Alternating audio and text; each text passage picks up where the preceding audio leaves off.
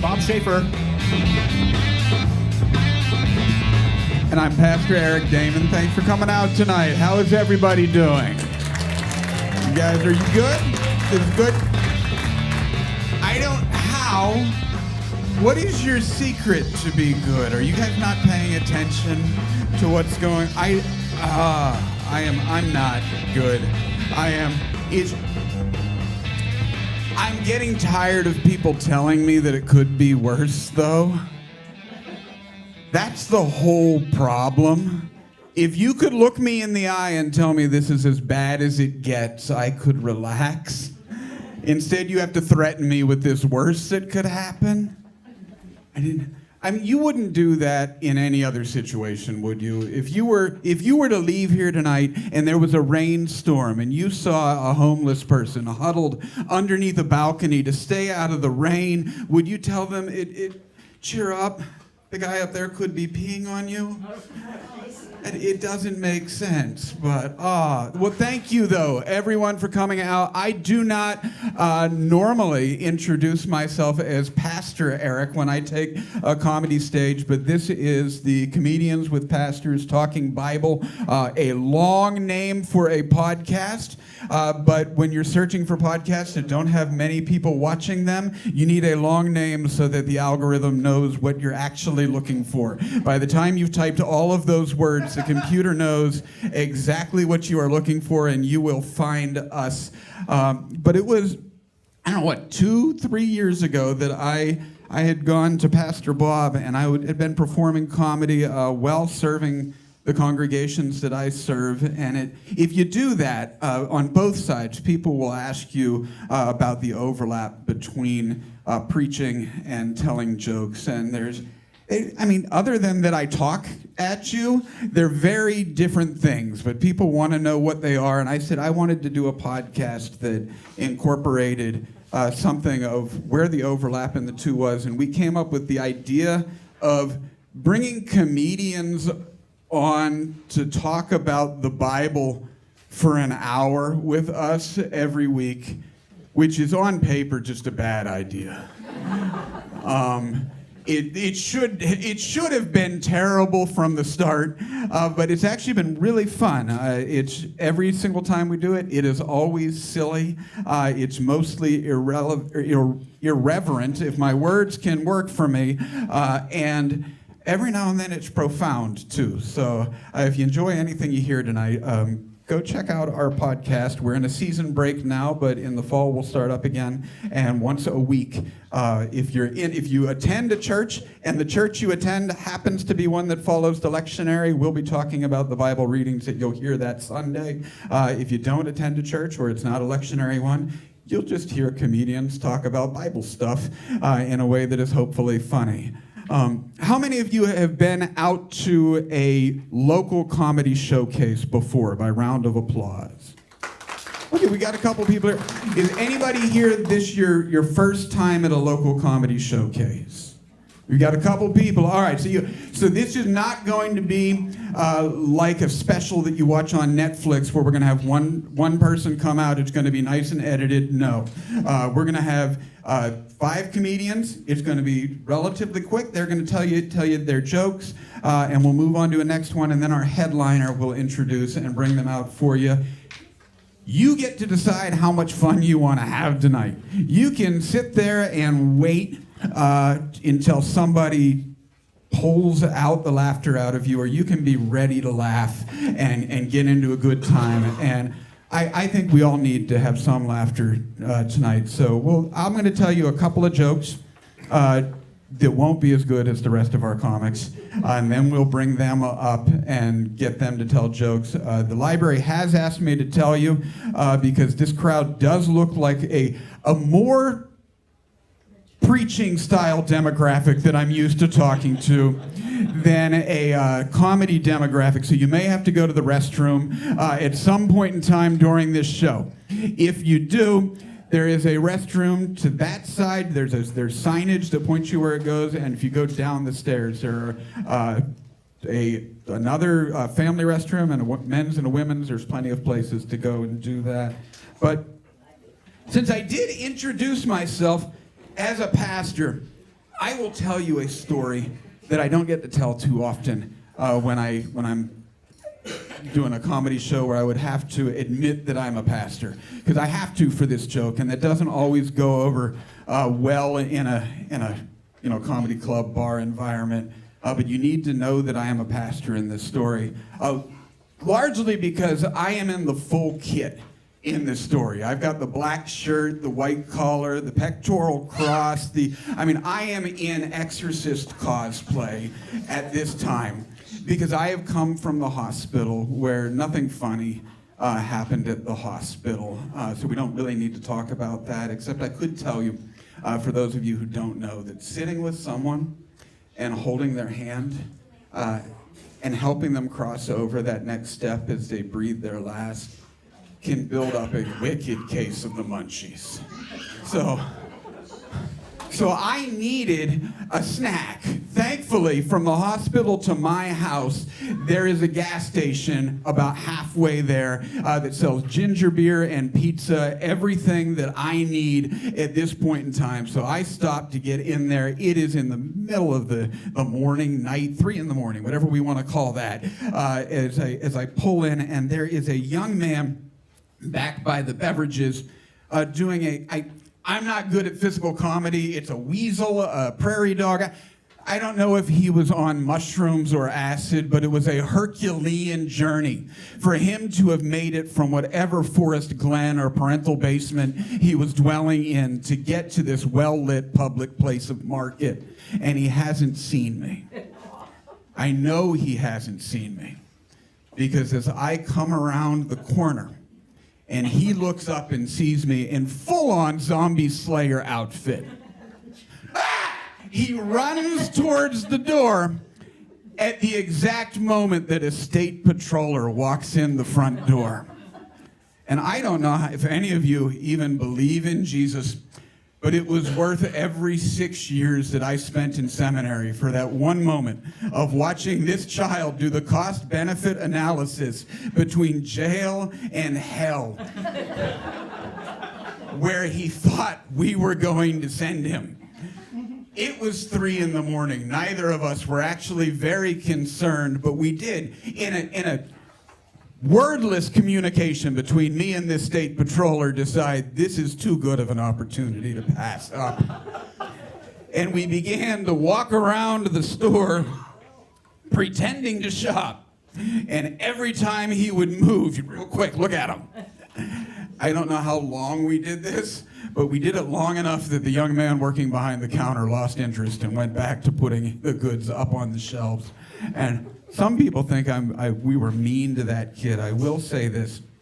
If I ever show up at a comedy showcase and I hear that story from the other perspective, I will give up preaching. There will be no need for faith anymore. That will be objective proof that there is an all-loving God looking down on me. I will tell you one more, just real quick, street joke style. If you guys know what a street joke is, that is the kinds of jokes that you hear at the family gatherings, at the picnics there's a general format to them. This is a street joke format that I will tell you before I bring up your first comment. Street joke format is, I like my women like I like my coffee. I like my women like I like my coffee. I got pretty good coffee at home.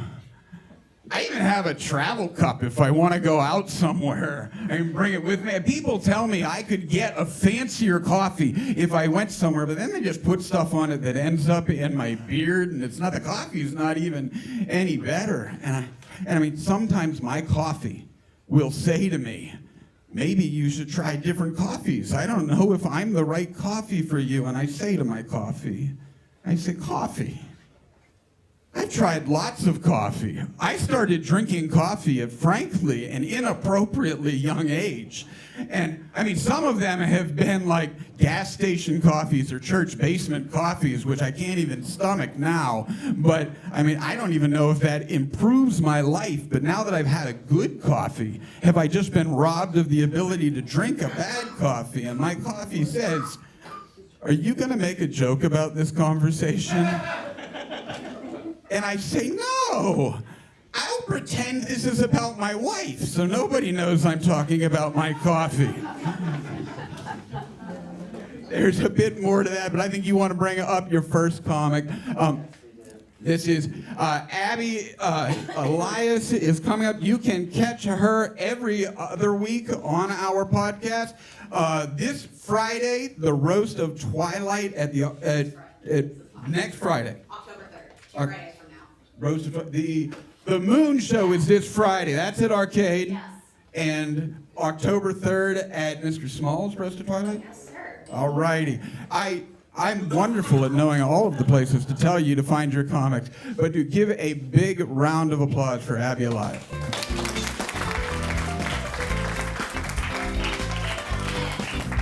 Yeah, you guys gotta excuse Eric. He has a little whiskey in his ladies, if you know what I mean. You don't. It's cool. Hi, guys. What's up? My name is Abby. My voice sounds like a pumpkin spice Fran Drescher, and I dress like Stevie Nicks if she just got really into, like, speech and debate. I guess she spent more time at her local library. Give it up for the Monroeville Public Library, by the way, guys. This right here is every comedian's dream. To tell jokes while people are looking at free books and movies. This is like, no one tell Ben Shapiro what's going on. No one tell him. It's cool. How's it going, guys? I love doing this. I love the library so much. I'm a big reader. Is this a big reading crowd? Yeah? It's cool. What is everyone's favorite book? Do you want to share? Jane Austen, Pride and Prejudice. Jane Austen, Pride and Prejudice. I like it. What was your... I like it. Anyone else have another? What do you want to share? Hansel and Gretel. Hansel and Gretel? When was the last time you picked up a book? 25 years ago. 25 years ago you were... Okay, cool. I like it. Hansel and Gretel, cool. Mine is Mary Shelley's Frankenstein. Yeah, thank you. I actually have the same birthday as Mary Shelley, and every year on my birthday, I have this tradition where I go to the bookstore and I buy myself a new copy of Frankenstein. Now, this book is 200 years old. It has been in the public domain since its publication. I have been doing this tradition for 11 years. Ask me how long it takes to acquire every copy of Frankenstein on the current market. How long? 11 years, because I walked in this year and I owned every copy of Frankenstein at that bookstore. So I pivoted, I picked up Something Wicked This Way Comes by Ray Bradbury and Slaughterhouse-Five by Kurt Vonnegut. Excellent. Thank you. Yeah, I was in the checkout line and there's a 16-year-old girl next to me and she has, and I don't mean to book shame, I think as long as people, especially kids, young people, are reading, even if it's crap, it's still good. Anything except for Mein Kampf, I think they should read. But you guys just saw what I was buying for my birthday out of pleasure. I like to judge. She was buying It Ends With Us by Colleen Hoover. But she looks over at what I'm buying and she goes, "Oh, have you read Slaughterhouse-Five?" And I go, "Yeah, it's one of my favorite books of all time." And she goes, "Oh, it's my dad's favorite book, and he tells me I should read it, but I don't know." And I go, let me see, how do I explain it? If you like dark humor and penis jokes, then this is your book. And she goes, "Okay," so she puts it down and picks up Kurt Vonnegut. You're welcome. That was all me. It was all me. Then I get to the checkout line, and the guy's checking me out. He saw that whole thing going down. He's like, "Thank you for your service." And I'm like, "I'm so brave, I know." So he checks out Kurt Vonnegut, then he checks out Ray Bradbury, and he goes, "Oh, have you ever read Ray Bradbury before?" And I'm like, just take one look at me. I want you to ask me that again. I want you to ask, actually no, I changed my mind. Don't ask me that. Ask me at which temperature paper burns. That's the nerdiest joke I have, but I love it. It's a long walk. It's cool. Oh boy, you guys seem like a fun crowd. We like to have fun, right? Keep it light. Where were all of you guys on 9/11? Work? Okay, cool. Did you still have to go to work even though it was 9/11? Yeah? And were you like, "Boss, it's 9/11. He's like, "I don't care, get back to work." Cool. I don't remember because I was 5. I'm sorry, guys.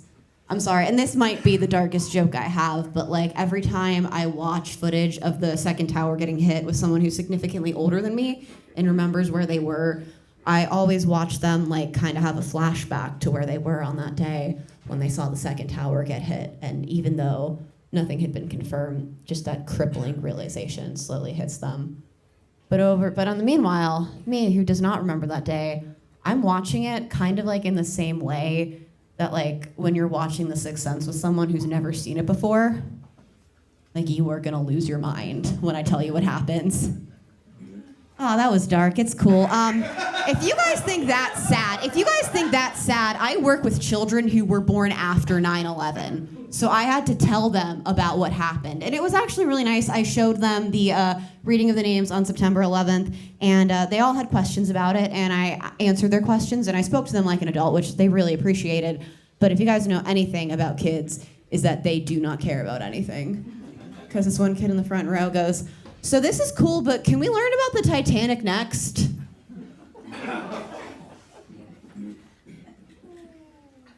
Okay, fine, whatever, you win, it's cool. I'm a teacher, I teach special education, and some people would think that would make me a hero, and they would be correct.